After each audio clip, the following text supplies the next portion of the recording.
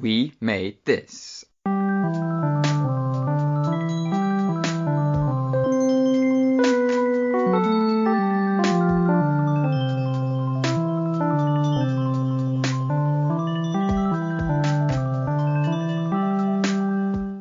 Hello and welcome to Life's Milestones, the podcast about birth and naming ceremonies, relationships and weddings, and death and funerals here on the We Made This podcast network.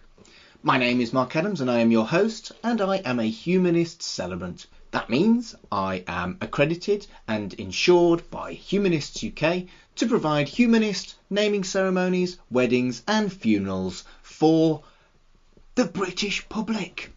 As always, if you're interested in a ceremony provided by me, have a look at my website www.humanist.org.uk/Mark Adams. But if you are a regular listener to Life's Milestones, feel free to claim your 10% discount by quoting Milestones when you get in touch with me. Today's guest is Mat Davies, the man behind Malachi J Matthews from the British wrestling scene and the Super Tap Film Club podcast that I am also a host on. I've known Matt for over 5 years now, and since the day I met him we have worked creatively together, wrestling and podcasting, two things we both absolutely love. And it was always going to be a pleasure to get Matt onto this show and have a serious chat rather than a silly chat about wrestling or B-movies like usual. So I really hope you enjoy my interview with Mat Davies. With me at this time is Malachi J Matthews. Am I calling you that today? No, I don't think so. No, I think I'm Matt today, aren't I? With me at this time is Mat Davies, the man behind Malachi J Matthews. Hello, Matt. Hello, Mark. How are you doing? I'm all right, thank you. How are you? Good. A little bit tired, but I'm all right. You ready for a serious chat? Because that's not what we normally do, is it? It's not what we do at all. We've known each other for years, and we very rarely have serious conversations. Well, first of all, to set the stage, a couple of questions about you. First up is, how old are you? I am 42 years old, Mark. It's a good age, that. Good, yeah, 1978. It's a good age. I agree with this age. Yeah, it's good, that. How old are you, Mark? I'm 42. Okay, so where are you from and what is your background?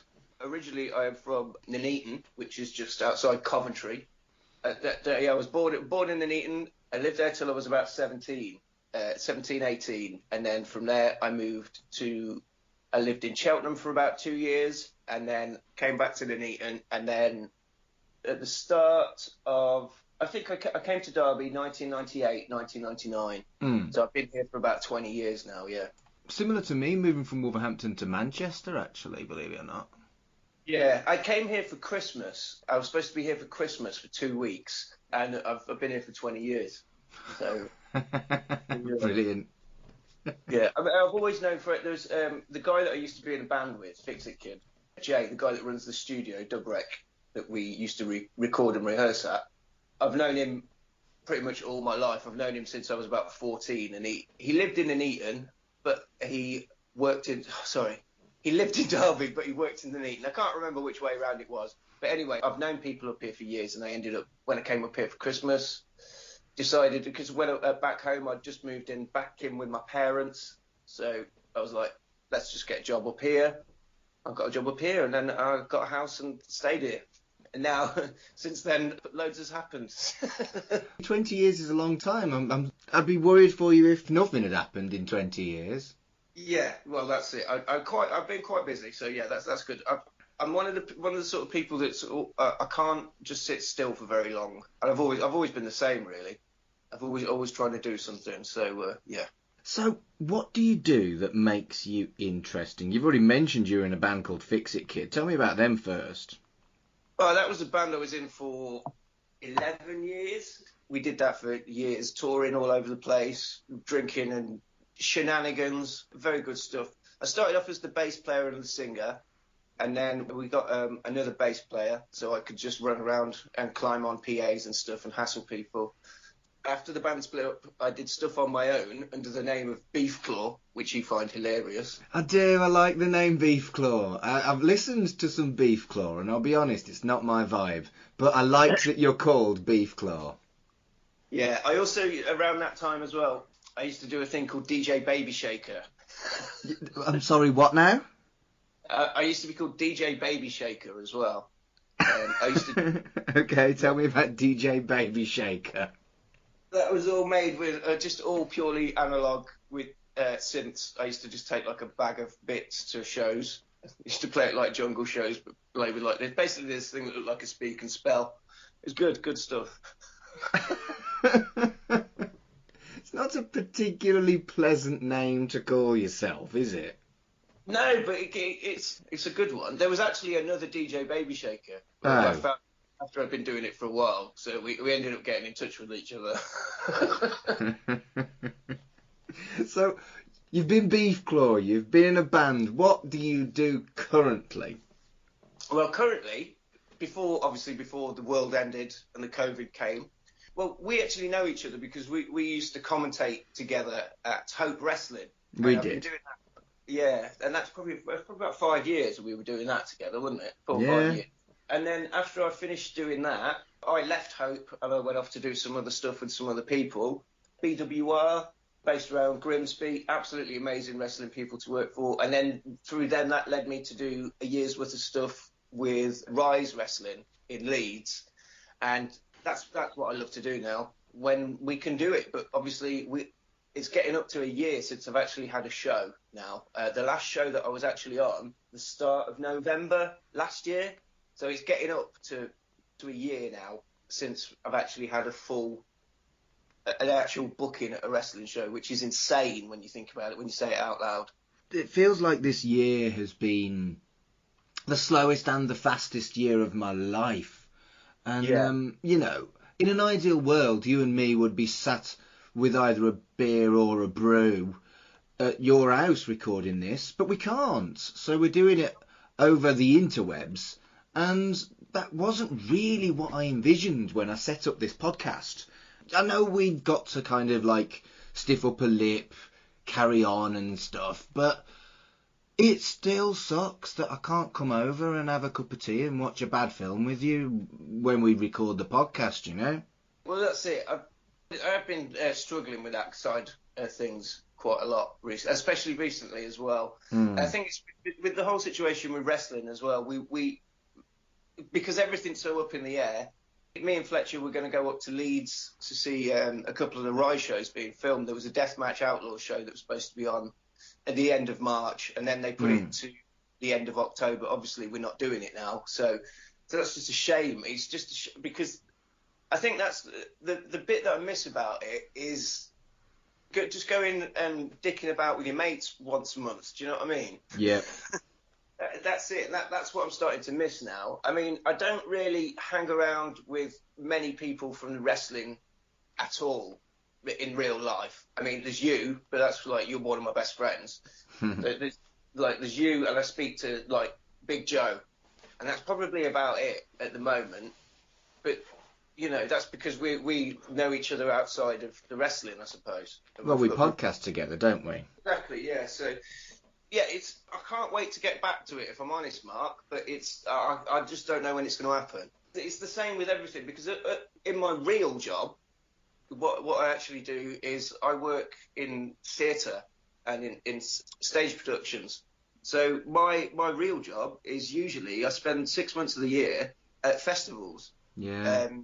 Setting up festivals, where all aspects of sort of like from stage management to technician work to all sorts of, you know, that's what I did from last year, from the end of April till this time last year. I was away every weekend doing that. Isn't there a campaign about that? Something like #LetTheMusicPlay. Yes, there is. Yeah, we make events. There's loads of it going on, but it's I find it hard as a person that's spent. Obviously, I've had real jobs and stuff like that, but as a person that's spent the majority of my adult life trying to get to a point where I can make money out of the things that I like doing, i.e. wrestling, or working at gigs and shows just to have that taken away. And it's the same position for millions and millions of other people. And it's hard not to see this as the death of independence, whether it be independent wrestling, independent restaurants, independent breweries, independent anything at the minute is in fucking dire straits. It's horrifying for me. I couldn't agree more. You know very well that I quit my job just before COVID hit to give celebrant work a real go, and I've had more than 2/3 of my ceremonies, my income taken away because people don't want a wedding with 15 people. Yeah, exactly. You're in exactly the same position. And the thing is, the majority of my friends, the majority of people that I know, the majority of my friends are active creatively. Do you know what I mean? That's how I know them. And it's through the bands, or it's through art, or through doing wrestling. But none of us can do anything at the minute, and it's horrible. It's really, really horrible. Do you know what I mean? It's insane. Yeah. So, but we'll see. We'll see what happens. Yeah. I'm not the sort of person that goes out a lot, but everything that I do depends on going out, if that makes any sense. Yes, it does. I'm right there with you on that one. So, yeah, that's where I am at the minute with that one, Mark.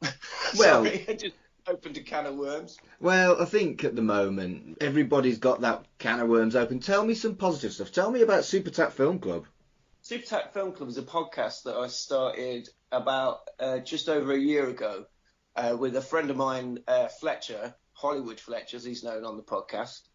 And it started from what I do on my days off from wrestling. When I was wrestling most weekends, it was usually a Friday.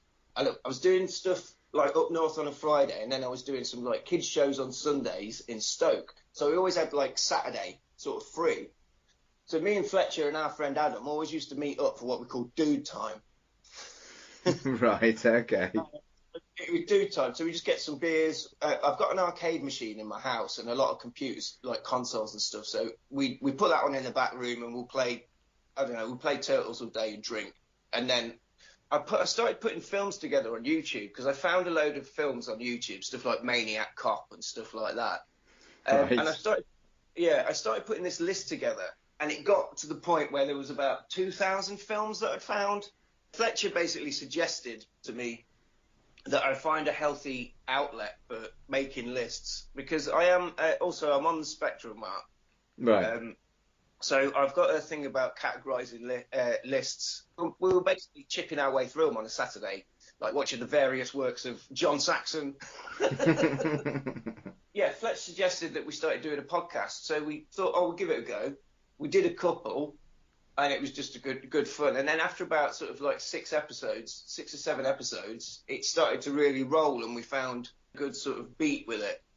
And now you've joined us as the third member. You've been guesting since we started anyway, and we're getting quite a few people listening to it now. It's good. It's a weird thing. I'm kind of used to this thing because from putting out records in the past, where you record something and you do it, and then it's gone into and you sort of forget it's done.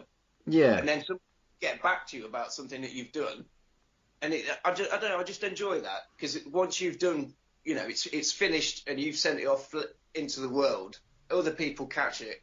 I like that. And I mean, for me, I've always been fascinated by B movies, and that's essentially what you look at. But you try and make it more complex than that.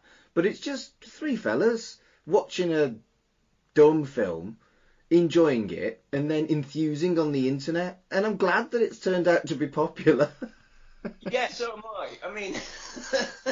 I mean, we'd probably still do it anyway if it wasn't popular. True. But yeah, it's something that's kept me sane during the lockdown, to be honest, because quite a lot of work goes into an episode.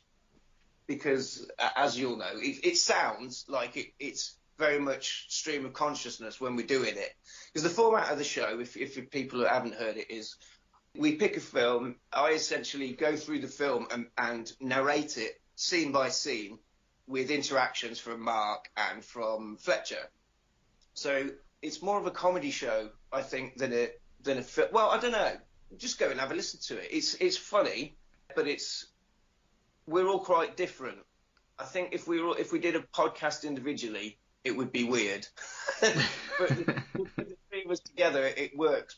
But yeah, we just talk about bad films, not necessarily bad films, but like, you know, Good bad films.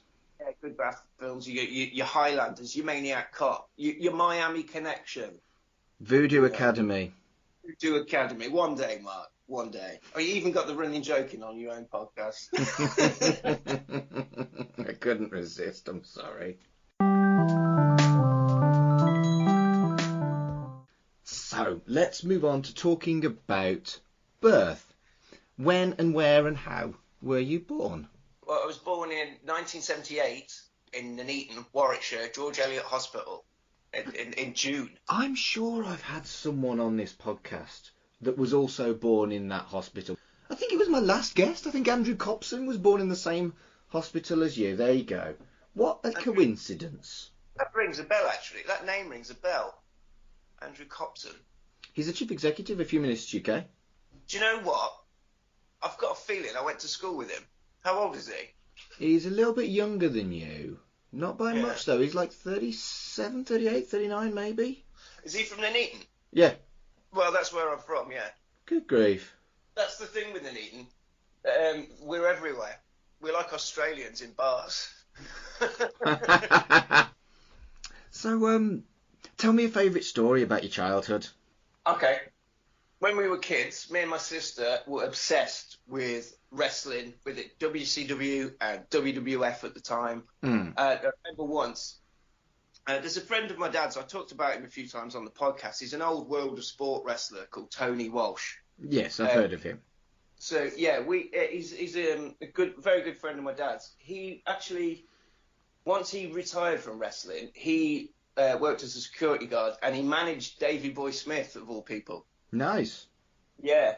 So we used to go and see Davey Boy Smith at the Bedford Civic Hall, and that was around the time. You remember when he left WWF and he did a little tour before he went to WCW. Yeah. It's either going to see the British Bulldog at the Bedford Civic Hall for that, or the time that Tony snuck me, my dad, and my sister into the Birmingham NEC to front row to see the European Rampage one year, and we were on the front row. When you hadn't paid? Yeah, getting snuck in stealth by Tony Walsh. Yeah,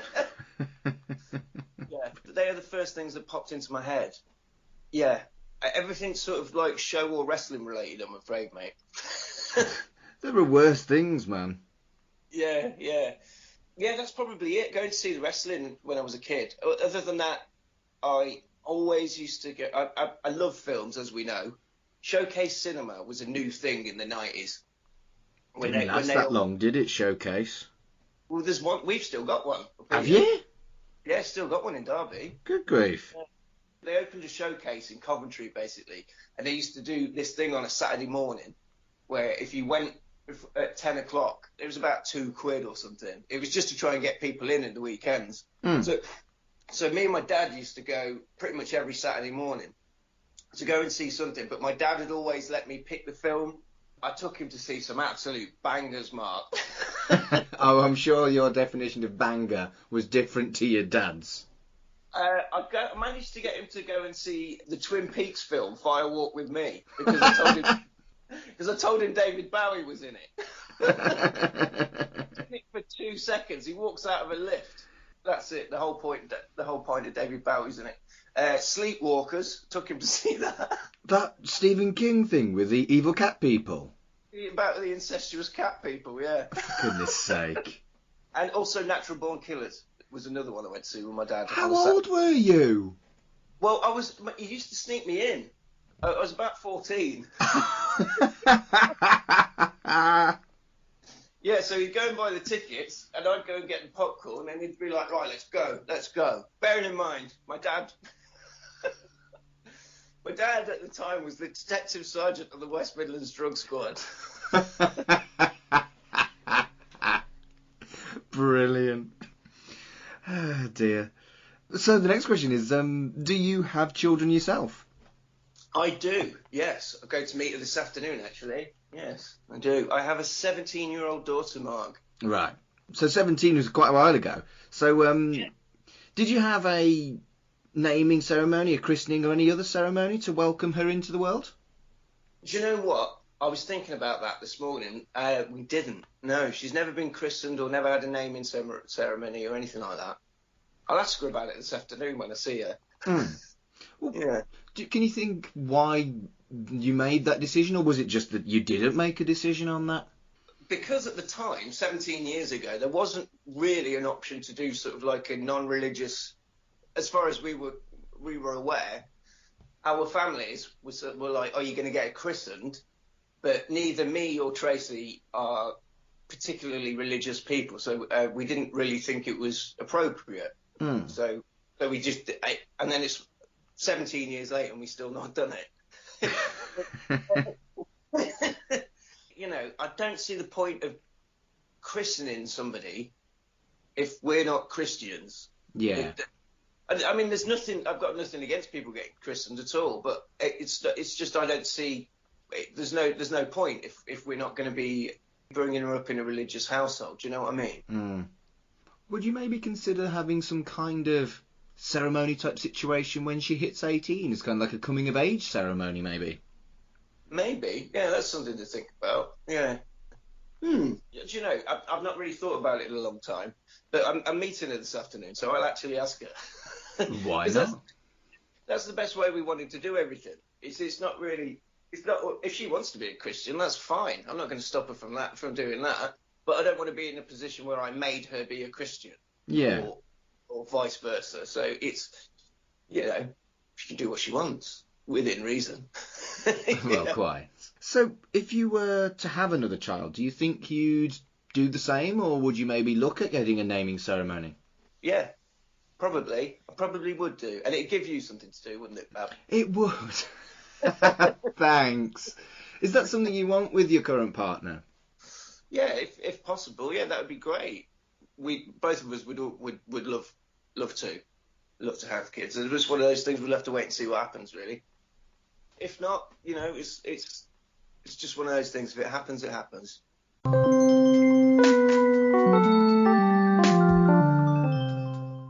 So let's move on to talking about weddings. And the first one is, are you married? I am actually divorced, Mark. Okay. Yeah, I was married about 10 years ago, but I got divorced about 2 years ago. Right. I've been with Sarah for 5 years, but my divorce actually only went through. God, when was it? It was like 2 years ago, wasn't it? I remember it being about 2 years ago, yeah. It seemed to take forever. It did take forever. But yeah, was married. That didn't work out. Got divorced, but now I'm happier than ever, and I'm planning on getting married again. So obviously with the COVID, we probably would have done it by now. That's the thing. Yeah. We would have at least have it organised by now. But again, that's the same situation for millions and millions of people. Well, yeah. Literally all the weddings I had booked this year have been cancelled. They're all going to get married, but it's all going to be in 2021 when they can have the wedding that they want. Exactly. So, yeah, looking at it, I definitely do want to do it again, but it's not possible at the moment. That's the thing. No. Be looking at it next year when people are actually allowed to do stuff together. We'll see. Yeah. So normally at this point, I would either ask you to tell me about your wedding day or to talk about your ideal wedding day. Seeing as you're kind of in both of those situations, why don't you pick? Do you want to talk about your previous wedding or do you want to talk about your upcoming wedding? I'd rather talk about my upcoming one than the one that went pear-shaped. Okay. So what would be involved in your perfect wedding? Well, I like the idea of doing something outside, but I'd like to obviously plan something with Sarah. She loves this type of thing, but I like the idea of something outside with not a great deal of people, because like I was saying, we know a lot of people, but I probably hang around with probably about 6 or 7 friends. That sounds terrible. But, you know, it'd be nice to just want a certain group of friends, family there, parents, and that's about it. And the kids, that'd be great. But yeah, low key. I don't really know, Mark. Just something nice outside. I like being outside. Outside weddings are incredibly popular for me. So they are almost without exception lovely. But you need to think about perhaps a contingency plan if it is the worst, rainiest of muddy days and, she's wearing a white frock. Yeah, well, that's it. I think we're looking at some kind of... I don't really know, mate, to be honest, because the problem is, with not being able to do it yet, I'd find it really frustrating if I started thinking about it too much. It's just another thing that I'm not allowed to do at the minute. Yeah. So if I'm honest, I'm trying, because I've had a few issues, so I'm trying not to dwell on things like that too much. I'm just waiting for next year so we can forget about this one and start again. Yeah, I mean, I guess that makes a lot of sense. You have a particularly, I'm going to go with interesting fashion sense. Have you thought about what you're going to wear? I have an interesting fashion sense, really. Yeah. Anything that doesn't look like my wrestling costume. No, that makes sense. Yeah, which is difficult because my wrestling costume is basically a sort of like 80s suits, things like that. My character, well, I suppose Dale always used to say and take the piss out of me, saying like, "Oh, that's your costume, is it? They're your real clothes. They're not."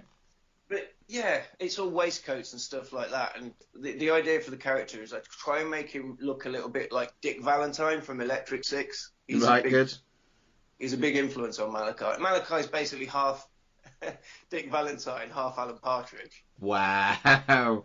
But you are the only man who I know who unironically wears cravats socially. Oh, I do, yeah. Yeah, that's unironic. That's just... I like to I do like clothes, yeah. And I've got a certain look, I suppose. But yeah, so I just look smart. I just look smart on my wedding day, Mark. And I will probably look quite 70s when I'm doing it. Nothing wrong with that. No, but yeah, I do love a cravat. And do you know what? I've not worn one for a while because we haven't had a wrestling show. I haven't needed to wear one. But it's getting colder outside, so... Just wear one round the house, do the hoovering. I've got a silver one that I keep by the door that I've been using for a mask at the shop. So yeah, I've been using cravats. Brilliant. My friend Adam sometimes says that I look like I've been locked out of the house and I found a bag of charity shop stuff on somebody's door and just put it on. Yeah, I've got a big coat and he says I look like the guy from the Spin Doctors when I wear that. Bloody hell, the Spin Doctors. Come on now. That's a blast from the past. 42, mate. Talking about music, what song would you pick for your first dance? Oh, my God. I mean, for me, it would probably be something ridiculous. Like the Spin Doctors? Yeah, well, no, it'd be something 80s or it'd be... Yeah, it'd be definitely be an 80s song if I picked it. I'm not sure what. But I'm just laughing at ideas in my head, like Kiss songs and stuff like that. Mate, get them all out there. If it's on record. Yeah, well, that's it. Anything, really. I'd like to do the whole Macho Man Randy Savage thing, the match made in heaven. Elizabeth, and come down to his theme music. I mean, how would Sarah like about the Elizabeth thing coming out too? Is it, what's his theme tune? Dun, dun, dun, dun, dun. Isn't it Pomp and Ceremony? Pomp and Circumstance, that's right. Yeah. Yeah. I'd wear the gold and silver spandex cowboy hat combo. She won't just not marry you, she'll disown you if you do that. No, in all seriousness though, it would probably be some 80s songs or something from the Drive soundtrack because that's pretend songs from the 80s. Wow. Would it be a humanist ceremony that you would go for, or would it be something else? Oh yeah, it definitely would be. Yeah, definitely be a humanist ceremony, especially since you've been doing this. Obviously, I've been to one of the weddings that you've done. Of course you have, yeah. And it was lovely, yeah. That's basically, that one that we went to of Dan's is the sort of thing that we would do. Very, very similar, I think. But I definitely have the humanist ceremony because, like I said, not a religious person at all. And when I got married before, that was just in a registry, obviously. That was a non-religious thing as well. Yeah. But it was okay getting married there and whatnot, but it'd be nicer to get it done by a friend in a field. Everything's always better with a friend in a field, Mark. Well, quite. And obviously I love doing weddings for people that I've just met, but it's incredibly flattering when a friend wants you to be their celebrant. And I was looking forward to yours, and then the plague. Yeah, we'll still do it, Bab. We'll still do it. We That's will. It. It'll be good. It'll be good fun.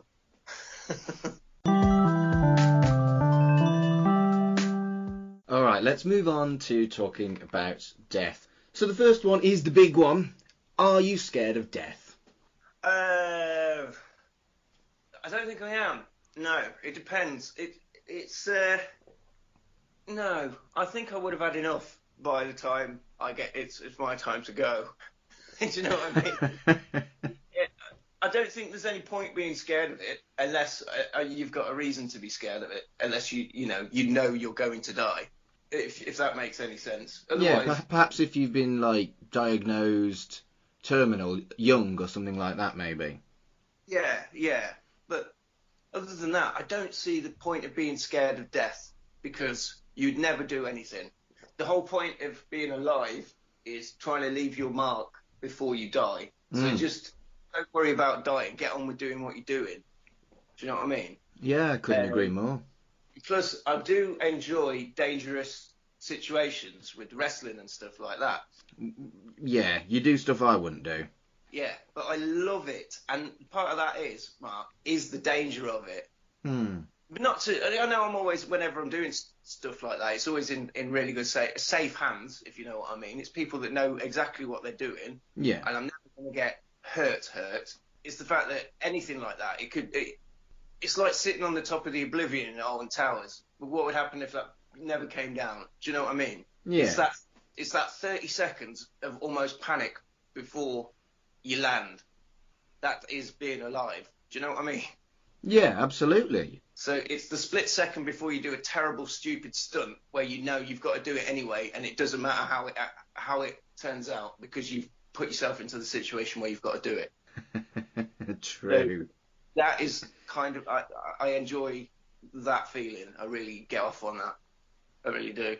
It's what I used to do when I was in the bands and stuff. So I'm not scared of death. I just like being alive. No, that makes a lot of sense, man. You don't get very long. Do you know what I mean? I do think sometimes I think about it, especially now that I've got a daughter who's like nearly 18. Time just goes. So I couldn't imagine getting to like 60, 70 years old and thinking back and having not done anything with your time. It must be fucking terrible. Do you know what I mean? I wouldn't be able to cope with that. That would be worse than anything. Not doing anything and then getting to like 70 years old. Everybody else is fucking dead. And you're just like, oh, well, what did I do? I think you and me are very, very similar in our outlooks on life. And you don't really identify as humanist, I do. But my humanism is based on that kind of love for life and you only get one chance, make sure it counts kind of attitude towards life is a very kind of humanist outlook on life. And I think in my head, it makes perfect sense, at least.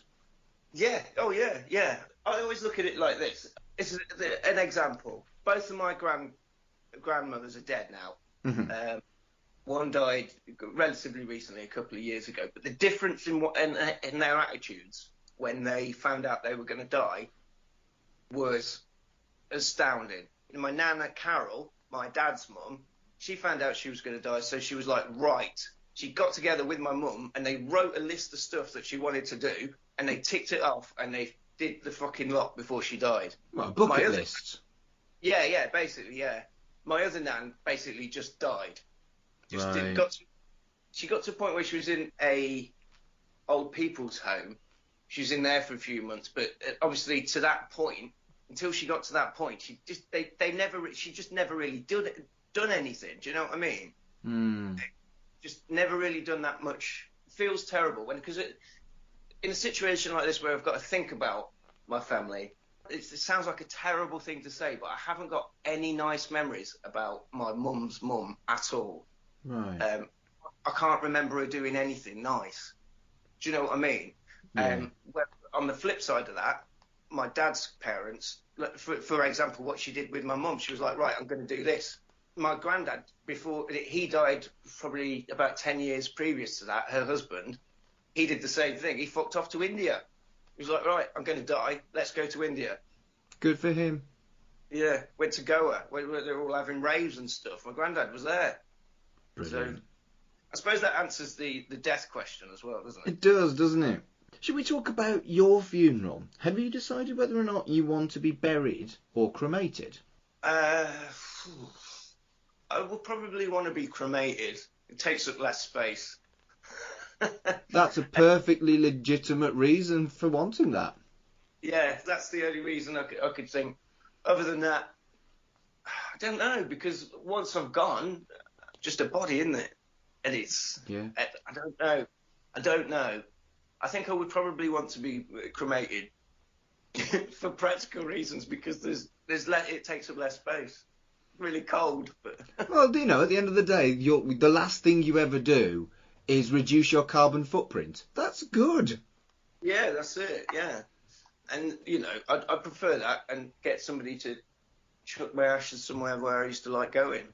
Something like that. Where would that be? Don't say the wrestling ring. I will give you a slap. No, I won't do that. What? Give it to Joe and get somebody to smash my urn in somebody's face? Oh, no. I want that to happen. Oh, for goodness sake. Me and Sarah spend a lot of time, well, again, we haven't this year, but usually, like, we go out to Derbyshire or out to the hills, the moors, in anywhere, really, for a couple of... We'll do it a few times a year for a weekend, and we'll just go... Last time, we went to Whitby, and we stayed at a foghorn station for a week, just in the middle of nowhere. Nice. I love doing that, where we're away from internet, and nobody can talk to me about wrestling or work or whatever. So, yeah, something like that. Cool. Somewhere up a hill in Derbyshire or Whitby somewhere. I'm an old man now, Mark. That's it. I used to be interested and into drugs and things like that, and now I just mainly like cheeses. There's nothing wrong with cheese. I've never been into drugs, but I've always liked cheese. Just really into food at the minute. Really like food. Didn't you used to be a chef?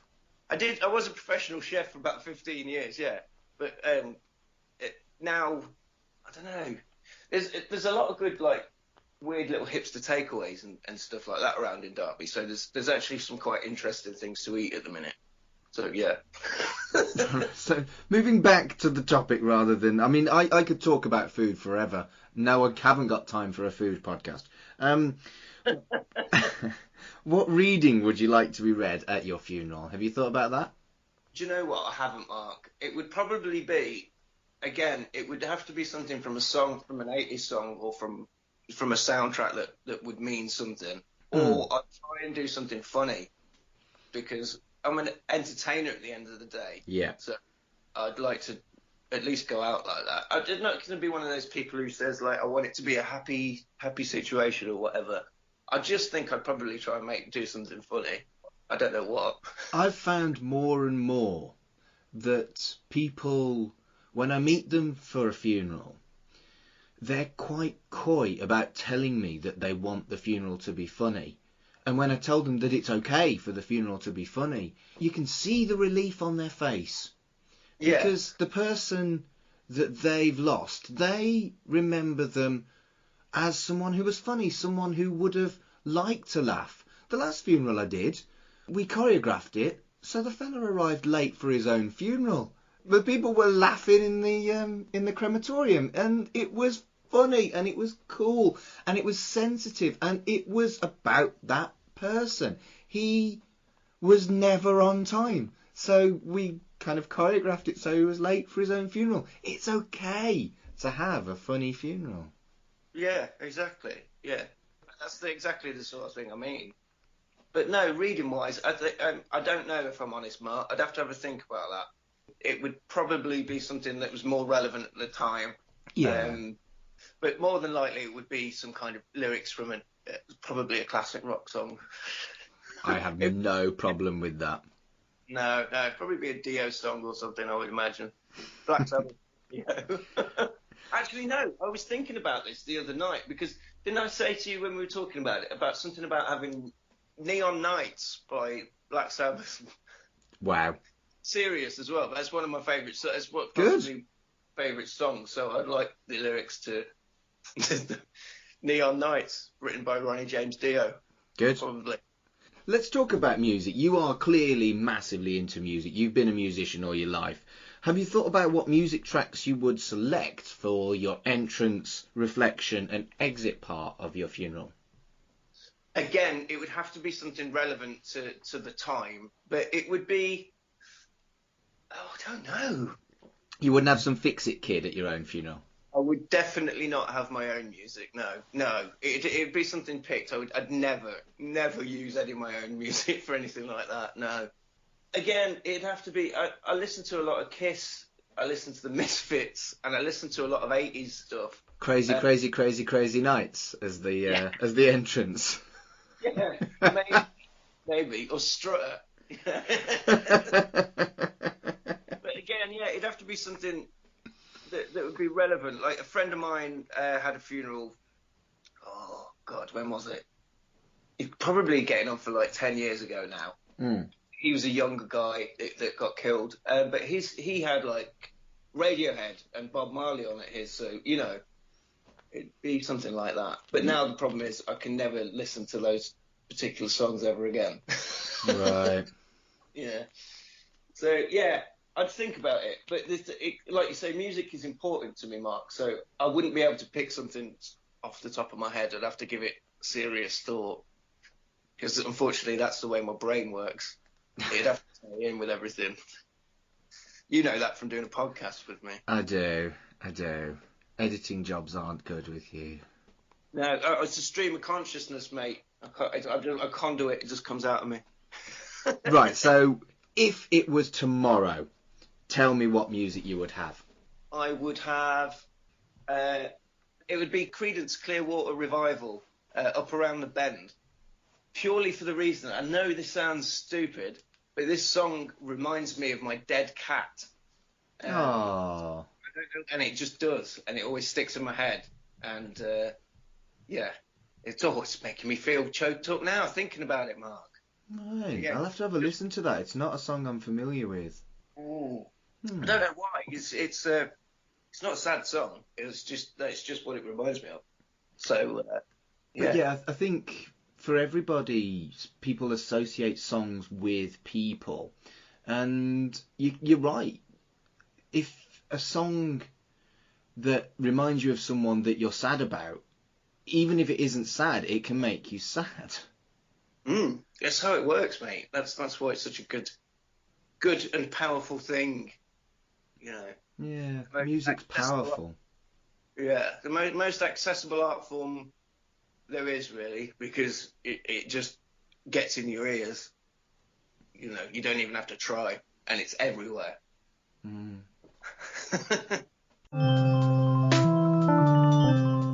Well, Matt, or Malachi, or Matt, or whatever I'm calling you today, it has been great fun having a chat with you about serious stuff for once, because we don't do that. Well, we do that, but we certainly don't do it on air. Where can people find you on their internet web of things? Best place to find me, the most active, is Instagram, and that is at Real Malachi at Instagram or at SuperTatFC at Instagram. So the Malachi one was pictures of wrestling. Now it's pictures of me decorating and doing gardening because there ain't no wrestling. Pictures of and the other one is obviously relevant to the podcast that we do together. And you can get that podcast, Super Tat Film Club, from anywhere that you get your podcasts from. We've just been added to Amazon podcast. They started up a new thing a couple of weeks ago. You can get us through Amazon now as well. But Spotify, iTunes, all that shenanigans. Whatever you're listening to Life's Milestones on, you can totally get Super Tat Film Club on it. Yeah, I would imagine so. Any other plugs before we go, dear? No, that's it. Like I say, because there isn't really else much on at the minute. Like I say, if you want to check out our podcast, that'd be great. because that's basically what I'm doing to stay sane. And if people listen to it, it gives me a point to doing it. Matt, thank you so much for being on Life's Milestones. All right, mate. See you later. I'd just like to say thank you one more time to Matt for sitting down and having a grown-up chat with me rather than a silly one about bad films. And we did touch on this when we were recording. Normally, there is no way I would be over Skype talking to Matt. I would go round his for a cup of tea, or I would see him at a show, or I would just spend time with him as a mate. And I have kind of rushed him to the front of the queue to be a guest on this show because I had a lot of guests lined up that were going to be definitely face to face, and I really did want to do all of these interviews face to face, and it's just not possible at the moment, as we all know, and we all know the reason. I'm not going to get into it, but I have switched around various guests, brought in people that I would have always brought in, but I brought them in a little bit earlier than I thought I might have done. So thank you to Matt for being super flexible and coming in at the last minute as a interviewee for this episode. I also think I'm going to have a word with the other host of Super Tap Film Club, Hollywood Fletch, if that is his real name, and I'm going to get him on as soon as I can as well. Maybe even next time, but who knows. As always, I'm going to update the show's Spotify playlist, and I'm going to chuck a little bit of Fix It Kid and Beef Claw on there for you as well, so you can hear some of Matt's music too. So thank you very much for listening, and I'll see you next time. Life's Milestones is a podcast by me, Mark Adams. Follow me on Twitter at MarkAdamsHC. That's also my handle for Instagram. If you're looking for my website, it's www.humanist.org.uk/Mark Adams. If you're looking for my Facebook, it's Mark Adams Humanist Celebrant. All the information on how to use me as your celebrant is there.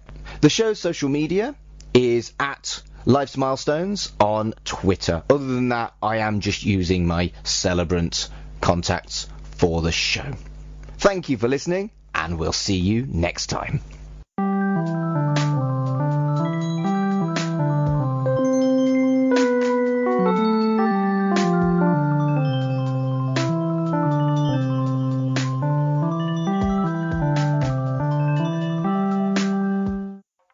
Elsewhere on We Made This. The Movie Palace. So, I'll open the floor up to you then, Russ, to start off with. Why don't you tell me what your first experience with The Heat of the Night was, and generally, what do you think about the movie overall? So, in all honesty, I had seen the film, I believe, when I was much younger, probably maybe 8 or 9, and at that point, you don't really pick up the themes and found it relatively boring, I believe, is my recollection. And I also grew up being around the television show and having a similar feeling about it. Pick a disc. I've always been really interested in space travel, so the Apollo space program is kind of a geeky subject for me. So I knew immediately what the song was about, and I'd heard a lot of the audio clips that they used throughout the song. So when I went to the album and listened to it from start to finish, from that point onwards, it was a point of, I don't think you can listen to any of the songs or not get the full impact of the songs unless you listen to the album from start to finish in chronological order, because as you said, it is like an audio book. It's got a chapter 1 with the speech from JFK, and then you go through all the different missions through Russia and USA, and I think it's an album best listened to as a whole rather than tracks in isolation. Real Asian Podcast. You're right. They're trying to say, like, oh, we're not going to be that egregious. We're going to be subtle in our racist views and how we erasure Asian Americans from our films. I'm curious though. What do you guys think went to the thought process? You know, like why? There's a line in the documentary that says, Hollywood is racist because America is racist, and it's like a catch-22 where you want something to change, but then it's like, oh, but you can't sell Bruce Lee. And so the Hollywood director's like, okay, then we won't put him. Check out all of these shows and more on the We Made This podcast network.